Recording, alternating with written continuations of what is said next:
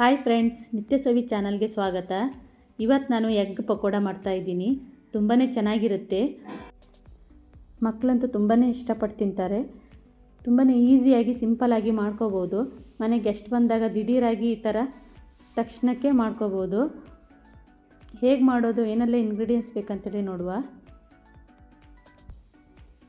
4 ಮೊಟ್ಟೆ ತೊಗೊಂಡಿದ್ದೀನಿ. ಜಾಸ್ತಿ ಕ್ವಾಂಟಿಟಿ ಬೇಕಿದ್ದರೂ ತೊಗೋಬೋದು.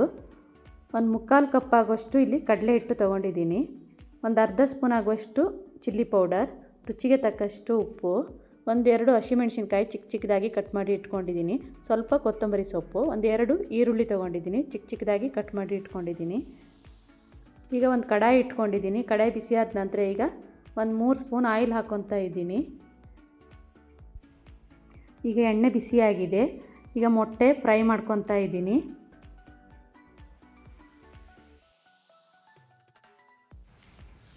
ಈಗ 1 ಚಿಟಿಕೆ ಆಗುವಷ್ಟು ಚಿಲ್ಲಿ ಪೌಡ್ರ್ ಹಾಕ್ಕೊತಾ ಇದ್ದೀನಿ, ಸ್ವಲ್ಪ ಉಪ್ಪು. ಈ ಥರ ಹಾಕ್ಕೊಂಡು ಫ್ರೈ ಮಾಡ್ಕೊಳ್ಳೋದ್ರಿಂದ ಬೋಂಡ ಸೂಪರಾಗಿ ಬರುತ್ತೆ, ಟೇಸ್ಟು ಸೂಪರಾಗಿರುತ್ತೆ. ಈಗ ಚೆನ್ನಾಗಿ ಇದನ್ನು ಫ್ರೈ ಮಾಡ್ಕೋಬೇಕು. ಈ ಥರ ಫ್ರೈ ಮಾಡ್ಕೊಳ್ಳೋದ್ರಿಂದ ಬೋಂಡ ತಿನ್ನೋಕ್ಕೂ ಸೂಪರಾಗಿರುತ್ತೆ, ಒಳಗಡೆನೂ ಚೆನ್ನಾಗಿ ಬೆಂದಿರುತ್ತೆ ಇದು. ಈಗ ಮೊಟ್ಟೆ ಈ ಥರ ಫ್ರೈ ಮಾಡ್ಕೊಂಡು ಆಗಿದೆ. ಈಗ ತಣ್ಣಗಾಗಬೇಕು. ತಣ್ಣಗಾದ ನಂತರ ನಾನೀಗ ಒಂದು ಬೌಲಿಗೆ ಹಾಕಿ ಇಟ್ಕೊಂಡಿದ್ದೀನಿ. ಈಗ ಇದಕ್ಕೆ ಈರುಳ್ಳಿ ಎಲ್ಲ ಸೇರಿಸ್ತಾ ಇದ್ದೀನಿ. ಈಗ ಕಡಲೆ ಹಿಟ್ಟು, ಹಸಿಮೆಣಸಿನ್ಕಾಯಿನೂ ಹಾಕ್ಕೊಂಡಿದ್ದೀನಿ. ಈಗ ಸ್ವಲ್ಪ ಕೊತ್ತಂಬರಿ ಸೊಪ್ಪು,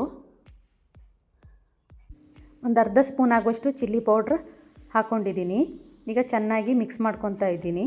ಈಗ ಹಸಿಮೆಣಸಿನ್ಕಾಯಿ ಬೇಡ ಅನ್ನೋರು ಸ್ಕಿಪ್ ಮಾಡ್ಬೋದು. ಮಕ್ಕಳು ತಿನ್ನಲ್ಲ, ಬಾಯಿಗೆ ಸಿಗುತ್ತೆ ಅನ್ನೋರು ಜಾಸ್ತಿನೇ ಚಿಲ್ಲಿ ಪೌಡ್ರ್ ಹಾಕೋಬೋದು. ಈಗ ರುಚಿಗೆ ತಕ್ಕಷ್ಟು ಉಪ್ಪು ಹಾಕಿ ಚೆನ್ನಾಗಿ ಮಿಕ್ಸ್ ಮಾಡ್ಕೊತಾ ಇದ್ದೀನಿ. ಇದಕ್ಕೆ ನೀರೇನು ಆ್ಯಡ್ ಮಾಡೋದು ಬೇಡ, ಹಾಗೇ ಕಲಿಸ್ಕೋಬೇಕು.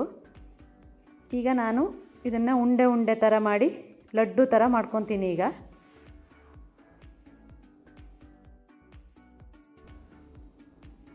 ಎಲ್ಲ ಇದೇ ಥರ ಮಾಡಿ ಇಟ್ಕೊತೀನಿ. ಎಲ್ಲ ಉಂಡೆ ಥರ ಮಾಡಿ ಇಟ್ಕೊಂಡಾಗಿದೆ. ಈಗ ಎಣ್ಣೆ ಬಿಸಿಯಾಗಿದೆ. ಈಗ ಈ ಥರ ಸೌಂಟಲ್ಲಿ ಈ ಥರ ಹಾಕಿದರೆ ತುಂಬಾ ಈಸಿಯಾಗಿ ಹಾಕ್ಕೋಬೋದು. ಇದು 2-3 ಹಾಕ್ಕೊಂಡ್ರೂ ಏನು ಅಂಟಲ್ಲ ಇದು.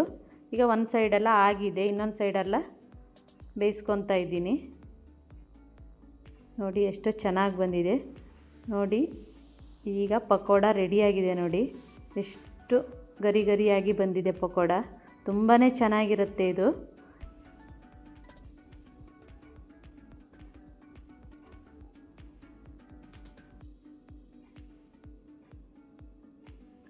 ಈಗ ಮಿಕ್ಕಿರೋದೆಲ್ಲ ಇದೇ ಥರ ಫ್ರೈ ಮಾಡ್ಕೊತೀನಿ. ತುಂಬಾ ಚೆನ್ನಾಗಾಗುತ್ತೆ ಇದು. ಈಗ ಎಲ್ಲನೂ ಫ್ರೈ ಮಾಡ್ಕೊಂಡು ಆಗಿದೆ. ಈಗ ಪಕೋಡ ರೆಡಿಯಾಗಿದೆ. ಈಗ ಇದು ಸ್ನ್ಯಾಕ್ಸ್ ಟೈಮಲ್ಲಿ, ಊಟದ ಸೈಡಲ್ಲಿ ತುಂಬಾ ಚೆನ್ನಾಗಿರುತ್ತೆ. ಇವತ್ತಿನ ಈ ರೆಸಿಪಿ ಇಷ್ಟವಾದರೆ ಲೈಕ್ ಮಾಡಿ, ಸಬ್ಸ್ಕ್ರೈಬ್ ಮಾಡಿ, ಫ್ಯಾಮಿಲಿ ಫ್ರೆಂಡ್ಸ್ ಜೊತೆ ಶೇರ್ ಮಾಡಿ. Thank you all.